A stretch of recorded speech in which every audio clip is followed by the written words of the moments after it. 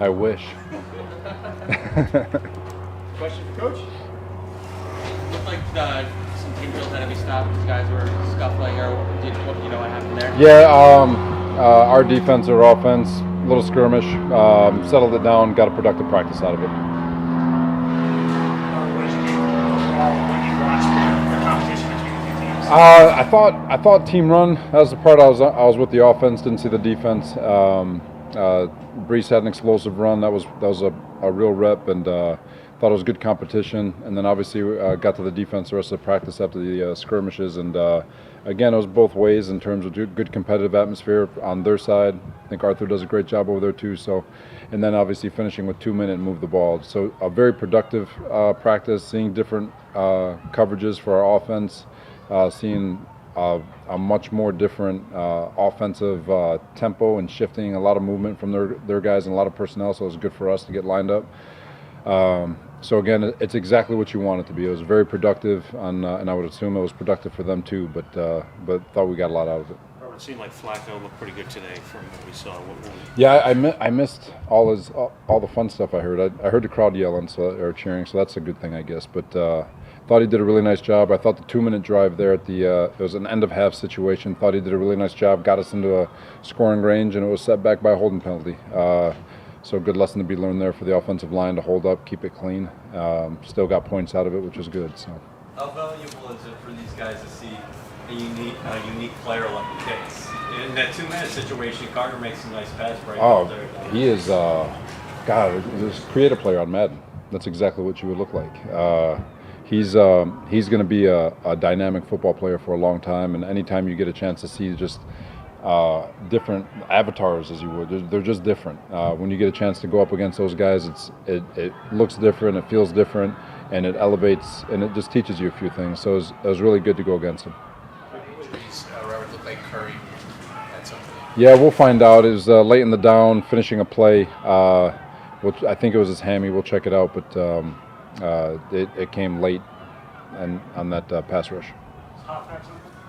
Who's that? He's dealing with an oblique.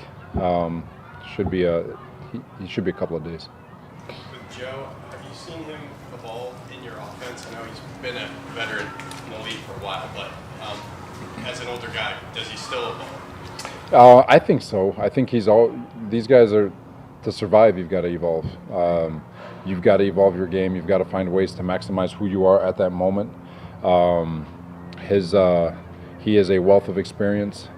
I mean, you could argue statistically his best year came in this type of a system. So, and obviously the system's a little bit different than what he had back in, I think it was 14 or 15 or whenever it was. But really excited to have him, and again, he's just a very calming effect in the huddle. You know, he's just got great command of the huddle, great command at the line of scrimmage, and it's good to have him. You might have missed some of Elijah's plays, Elijah Moore, but can you talk about his development, what you've seen from him in year 2? He comes to work every day. I did catch I think it was a 58-yarder or something, a big 50-yarder on move the ball, just looking out of the corner of my eye. But he's a professional. He approaches every single day like a professional. He takes care of his body like a professional. He studies like one. And again, he's another guy that's got great mindset, loves football, and he hasn't even sniffed the surface, let alone scratched it, of what we think he's going to be capable of. What kind of weapon can he be in this offense?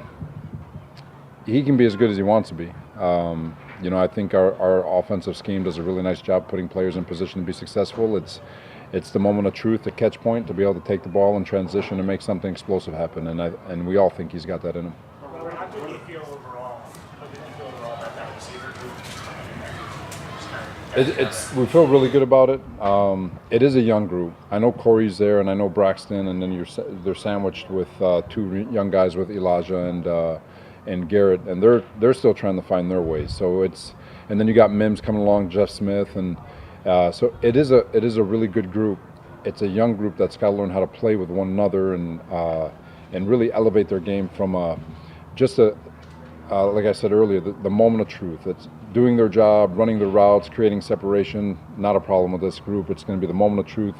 Catch the ball and make something happen. Yards after catch, explosive plays, and what you do with the ball in your hands. And that's something that they're building towards. And they'll continue to get better at. Back to Elijah for a second. What are the tangible things that you just see are so much better this summer than where he was at last year as a rookie?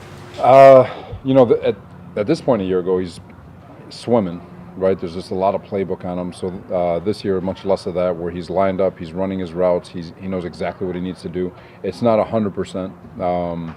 Some things can be a lot cleaner in terms of his relationship and the trust level of him and the quarterback, where the quarterback is trying to put the ball versus where he's running his route. But he is much further along, and he, like I said a second ago, he still has a long way to go too. But love the progression that he's on, love where he's going, and love where he's going to go. Elijah Riley made a play at the end there. You guys had him last year, and brought him in late in the season, or he started for late in the season. What have you seen from him this year, and what do you see as his football future? Because it's obviously a numbers game when you have to start trimming. Yeah, we got a really cool safety group. He's picked up where he's left off. He's very instinctive. He's very smart. Great communicator. He's very detailed in his assignments, and so obviously I have a lot of respect for Elijah and his style of play, and again, it's a really good safety group too. But he's out there. He's making plays every day. He's not losing you any play. He's not losing the down because of things that he's got control over. So he's always in position to make the plays that he needs to make, and he does it because of his approach to the game day in and day out. Take a couple more. Robert, when you first got here, when you first got hired, when you looked at the receiver group, was that a priority just since you've been here? Having Corey, dropped Elijah, dropped Garrett. Is that something you identified, like, hey, we got to elevate this room? For sure.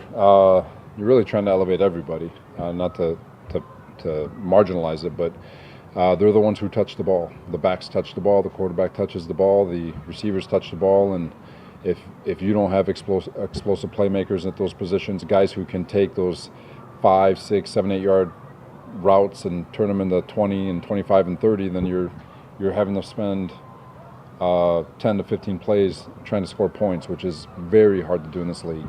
You've got to be able to have 5, 6, 7 play scoring drives. You've got to be able to move the ball quick. You've got to get chunk yardage, and we feel like we've built a group of receivers that are capable of that, and now they got to go make it happen.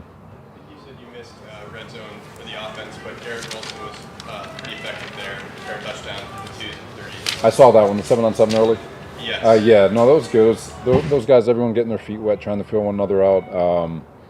But Garrett's he's got elite body control and hands, and he's a dude just has freakish route running ability with what he can do to his body when trying to shake receivers. The things that he's got to do, he's got to get stronger, and he's got to understand that all that work at the line of scrimmage, you only have so much time, so he's got to go faster.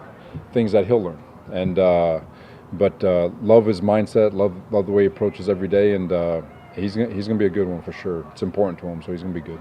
Another rookie that's starting to flash a little bit is Jermaine. It seems like he's getting more and more active these days. Go on, maybe you're starting to see things a little more. No, he's been steady. He really has. He's been steady since the beginning. He's in practice it doesn't pop. D-line don't pop as much unless it's just a clean win right now. But he's been really good across the board. He flushed Jalen on that in the preseason game. On that first drive, he flushed him out of the pocket to our defensive left. But he's been coming along. He is getting a lot better.